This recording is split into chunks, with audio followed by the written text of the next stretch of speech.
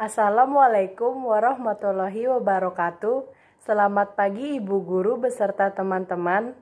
Kami dari kelas 11 IPS 3 kelompok 2 akan menjelaskan bab 2 mengenai ketenagakerjaan di Indonesia. Sebelum masuk ke materinya, kami akan memperkenalkan diri kami masing-masing. Nama saya Dandi Ramadan dari kelas 11 IPS 3 nomor absen 5. Selamat pagi, perkenalkan nama saya Elisa Divia, saya dari kelas 11 IPS 3. Perkenalkan nama saya Febi Dewita, saya dari kelas 11 IPS 3 nomor absen 7. Assalamualaikum warahmatullahi wabarakatuh. Nama saya Friandiana Barsari, absen 8 dari kelas 11 IPS 3. Di sini saya akan membahas tentang ketenagakerjaan. Ketenagakerjaan menurut Undang-Undang Nomor 13 Tahun 2003 adalah segala hal yang berkaitan dengan masalah tenaga kerja pada waktu sebelum, selama, dan setelah masa kerja. Pembahasan mengenai ketenagakerjaan akan berkaitan erat dengan penduduk. Hal ini dikarenakan dengan bertambah dan berkurangnya penduduk akan berdampak pada masalah tenaga kerja. Yang kedua ada kesempatan kerja. Kesempatan kerja adalah suatu keadaan di mana tersedianya peluang kerja bagi para pencari kerja. Dengan kata lain, kesempatan kerja adalah pertemuan antara permintaan kerja dan penawaran kerja. Dan yang ketiga ada angkatan kerja. Angkatan kerja adalah tenaga kerja yang mampu, siap, dan bersedia untuk bekerja jika tersedia kesempatan kerja. Dalam angkatan kerja terdapat dua unsur penting. Yang pertama, itu ada pekerja. Pekerja adalah orang yang sedang bekerja atau orang yang sudah mempunyai pekerjaan. Dan yang kedua, ada pengangguran. Pengangguran adalah orang yang tidak mempunyai pekerjaan atau sedang mencari pekerjaan. Kita masuk ke jenis-jenis tenaga kerja. Jenis-jenis tenaga kerja itu terbagi menjadi 3, yaitu berdasarkan kemampuannya, berdasarkan sifatnya, dan berdasarkan hubungan dengan produk. Kita akan membahas pertama tentang berdasarkan kemampuannya. Jika dilihat berdasarkan kemampuannya, jenis-jenis tenaga kerja itu terbagi menjadi 3, yaitu yang pertama tenaga kerja terdidik, tenaga kerja terlatih, dan juga tenaga kerja tidak terdidik dan tidak terlatih. Tenaga kerja terdidik adalah tenaga kerja yang mendapatkan suatu keahlian di suatu bidang karena pendidikan formal, yaitu sekolah. Contohnya adalah sarjana ekonomi, dokter, dan insinyur. Sedangkan tenaga kerja terlatih adalah tenaga kerja yang mendapatkan suatu keahlian di suatu bidang melalui pengalaman.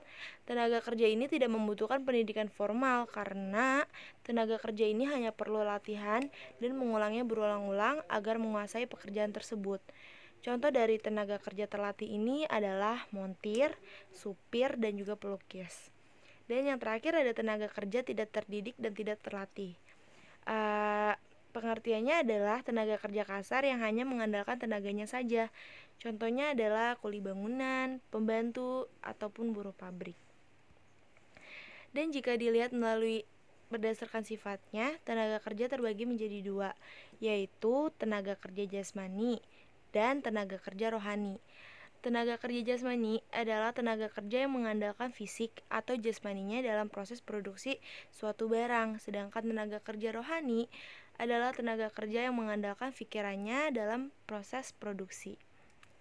Dan jika dilihat berdasarkan hubungan dengan produk, tenaga kerja itu terbagi menjadi 2, yaitu tenaga kerja langsung dan tenaga kerja tidak langsung. Tenaga kerja langsung adalah tenaga kerja di pabrik yang secara langsung terlibat dalam proses produksi tersebut. Sedangkan tenaga kerja tidak langsung itu adalah tenaga kerja di pabrik yang tidak terlibat langsung dalam proses produksi tersebut. Jenis-jenis angkatan kerja sudah selesai dan kita akan masuk ke upaya peningkatan kualitas tenaga kerja. Karena terbatasnya kesempatan kerja yang tersedia menyebabkan para pencari kerja maupun pekerja dituntut untuk mempunyai kemampuan yang berkualitas. Upaya peningkatan kualitas kerja ini dapat dilakukan melalui pendidikan dan pelatihan, magang, pengelolaan prestasi tenaga kerja, dan juga pengelolaan produktivitas tenaga kerja. Materi selanjutnya adalah sistem upah. Pertama, ada pengertian upah. Upah adalah hak pekerja yang diterima dan dinyatakan dalam bentuk uang sebagai imbalan dari pengusaha atau pemberi kerja. Besarnya upah ditetapkan dan dibayarkan menurut suatu perjanjian kerja, kesepakatan, atau peraturan perundang-undangan. Sistem upah di Indonesia pada umumnya didasarkan pada 3 fungsi.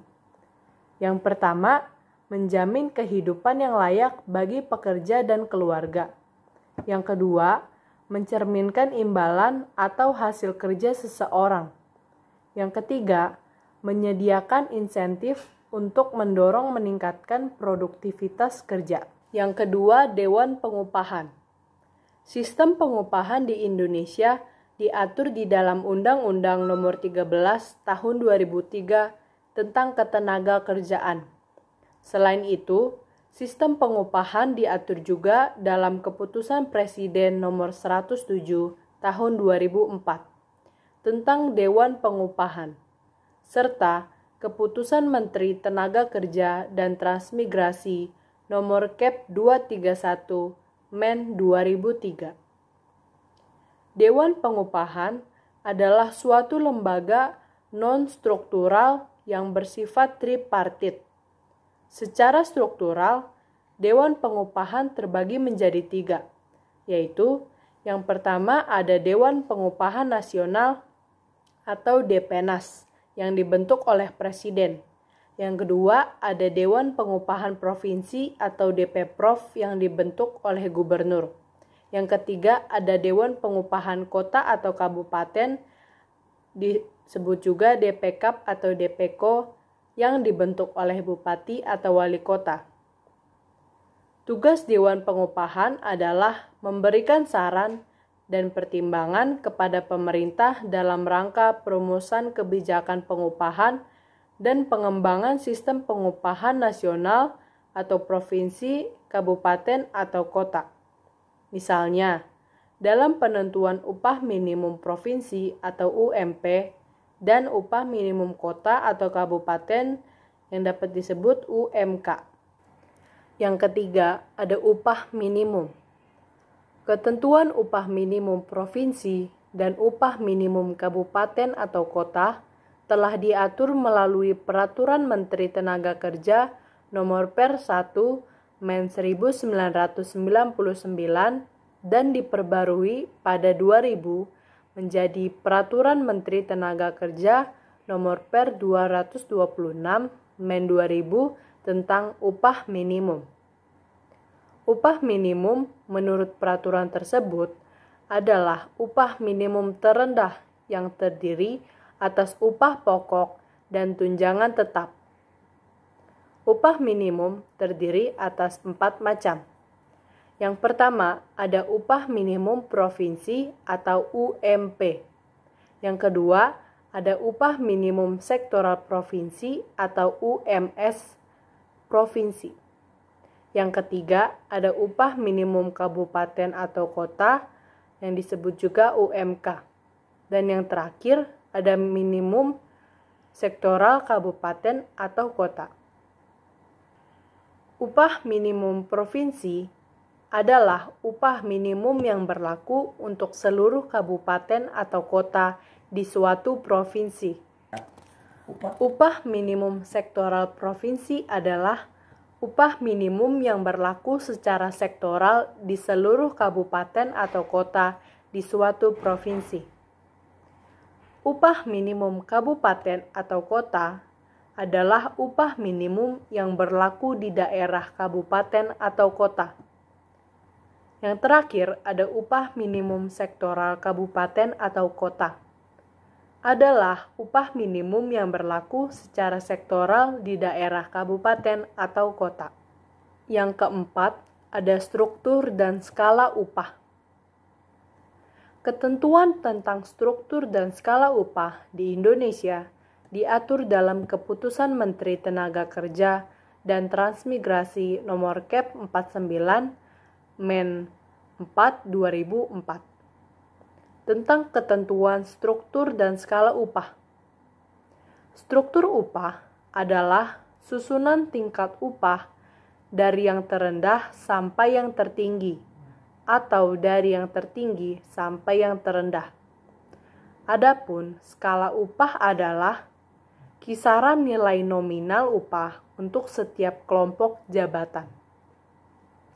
Dasar pertimbangan dalam menyusun struktur upah terdiri atas struktur organisasi, rasio perbedaan bobot pekerjaan antar jabatan, kemampuan perusahaan, biaya keseluruhan tenaga kerja, upah minimum, kondisi pasar. Penyusunan skala upah dapat dilakukan melalui dua pendekatan, yaitu skala tunggal dan skala ganda. Skala tunggal adalah skala upah dengan ketentuan setiap jabatan pada golongan jabatan yang sama memiliki upah yang sama. Skala ganda yaitu skala upah dengan ketentuan setiap golongan jabatan memiliki nilai upah nominal terendah dan tertinggi. Macam-macam sistem upah. Yang pertama, sistem upah menurut waktu. Berdasarkan sistem upah ini ditentukan berdasarkan waktu kerja karyawan, yaitu upah yang diberikan per jam, upah yang diberikan per hari, upah yang diberikan per minggu, dan upah yang diberikan per bulan. Dalam sistem upah menurut waktu, pembayaran upah dapat dilakukan dengan mudah. Selain itu, perhitungan upah ini juga tidak menyulitkan. Namun sayangnya, sistem upah menurut waktu ini, jika dilaksanakan secara murni, maka tidak akan ada perbedaan antara karyawan yang rajin dengan karyawan yang tidak rajin, sehingga karyawan tidak memiliki dorongan untuk bekerja lebih baik lagi. Yang kedua, sistem upah borongan. Sistem upah borongan muncul disebabkan karena perusahaan tidak perlu menanggung resiko yang berkaitan dengan karyawan. Perusahaan juga tidak perlu menyeleksi dan mencari pekerja yang dibutuhkan. Untuk mengatasi hal tersebut, pada umumnya upah sistem borongan lebih mahal dibandingkan upah harian. Besarnya upah yang diterima dalam sistem borongan ini ditentukan oleh jumlah barang yang dihasilkan oleh seorang karyawan atau sekelompok karyawan. Guna menjaga mutu hasil pekerjaan, ketentuan dari barang yang dihasilkan perlu ditentukan terlebih dahulu dan disepakati bersama, termasuk kondisi dan persyaratan kerja, perlengkapan yang digunakan, dan cara bekerja. Yang ketiga, sistem upah co-partnership. Pembayaran upah dalam sistem mitra usaha ini sebagian diberikan dalam bentuk saham perusahaan. Saham tersebut tidak diberikan pada pekerja secara perorangan, melainkan pada organisasi pekerja di perusahaan tersebut. Dengan memberikan saham, perusahaan berharap pekerja mempunyai rasa memiliki kepada perusahaan sehingga bisa lebih produktif. Yang keempat, sistem upah bagi hasil. Sistem ini memberikan upah kepada setiap pekerja dengan sistem bagi hasil. Biasanya digunakan dalam penggarapan lahan pertanian. Pemilik lahan dan penggarap membagi hasil pertaniannya dengan persentase tertentu sesuai dengan kesepakatan bersama. Yang keenam, sistem upah skala. Sistem upah skala merupakan upah yang dibayar berdasarkan skala penjualan. Hal tersebut berarti terdapat hubungan yang berbanding lurus antara jumlah penjualan dengan upah yang dibayarkan. Jika jumlah penjualan meningkat, maka upah yang dibayarkan akan meningkat pula. Dan apabila penjualan menurun, maka upah yang dibayarkan juga akan menurun. Yang ketujuh, sistem upah premi. Sistem ini memungkinkan pekerja untuk mendapatkan upah khusus karena prestasi di luar kelaziman. Misalnya, bekerja pada hari libur, melakukan pekerjaan yang memiliki risiko yang tinggi, atau memiliki keterampilan yang sangat khusus yang jarang orang lain memiliki. Yang kedelapan, sistem bonus. Sistem bonus merupakan suatu usaha untuk memperbaiki kelemahan dalam cara pembayaran upah. Bonus merupakan pembayaran tambahan di luar upah atau gaji, yang bertujuan untuk merangsang atau memberi intensif agar karyawan dapat menjalankan tugas dengan lebih baik dan bertanggung jawab. Dan yang terakhir, sistem upah indeks. Sistem upah indeks merupakan upah yang dibayarkan berdasarkan indeks biaya hidup. Hal tersebut berarti naik turunnya indeks biaya hidup akan turut dalam menentukan besarnya upah yang akan diterima oleh pekerja. Demikian penjelasan dari kelompok kami. Terima kasih. Wassalamualaikum warahmatullahi wabarakatuh.